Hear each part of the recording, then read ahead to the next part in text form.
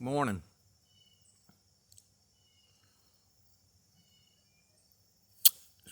I read a book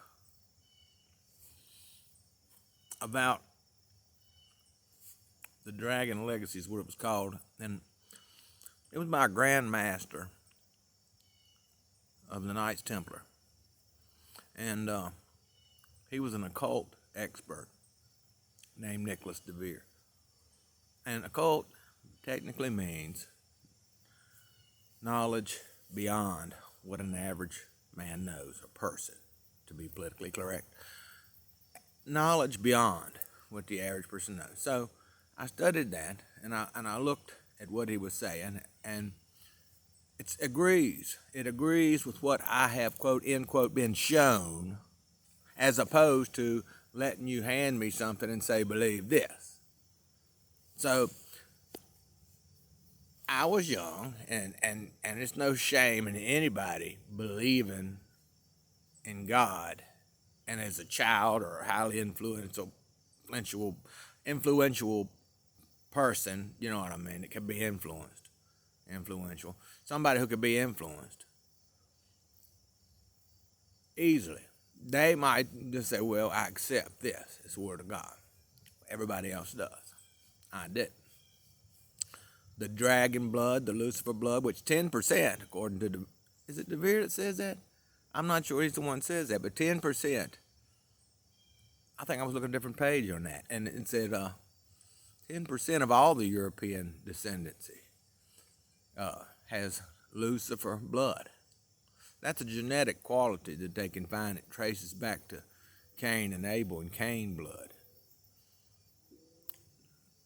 Oh, they got Noah and Jesus. That same bloodline, which is Lucifer bloodline. Jesus said, I am the bright and I am the morning star. Well, that was Lucifer. That was the light bearer. Now, Seth, out from under Adam, who was the replacement, according to what documents we have, all right? According to what documents we have, Seth was the offspring that replaced Cain after he was thrown out of the Garden of Eden, see, because that left none.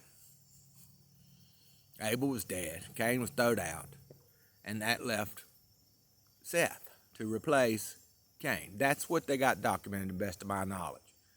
Sure, should break bread with me if I'm off somewhere.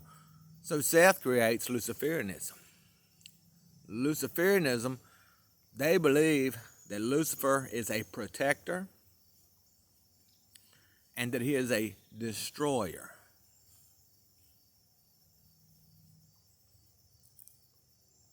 Now you have these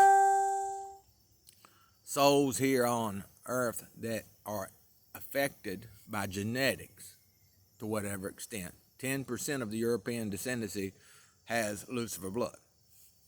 What all will go through you because of that?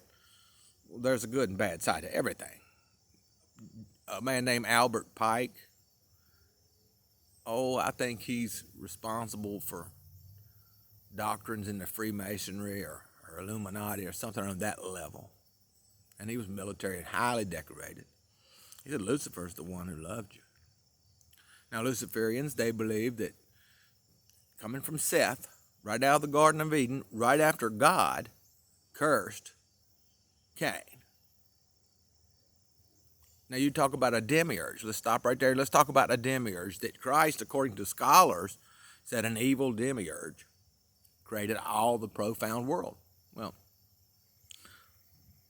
that leaves the creator of what we know about, the profound world, of what we know about, created by a demiurge. A demiurge is a soul that's lived enough times to endow with that kind of power because they've lived and they're governed in their desire to produce that magic and like intent that you give to, a crystal board or something. These practitioners of crystal magic and things like that, they give intent, like the Reiki energy healing, where intent has to be incorporated with the use of these symbols. Intent. The spirit knows your intent. That demiurge has lived enough times that his intent becomes blessed quite often in his will, and that's God's will. See, this one is very powerful. This evil demiurge is so powerful that he was able to create everything we know about. You say, why don't you fear? How can you stand and say an evil demiurge in something that evil demiurge created? That's the one that gets me. Jesus said an evil demiurge created all the profound world.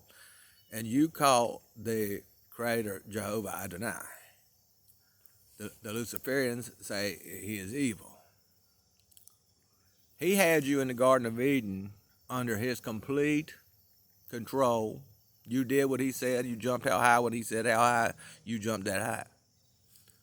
Stay out of the tree of knowledge. You fell from the ugly tree, didn't you? Hit with every limb. Stay out of the tree of knowledge of good and evil. Don't you worry about what's good and evil. You do what he says. Rather than being enslaved, which Jesus was big on avoiding bondage, rather than being enslaved, Jesus being the light bearer, Lucifer being the light bearer, Jesus and his brother Thomas Judas big on, it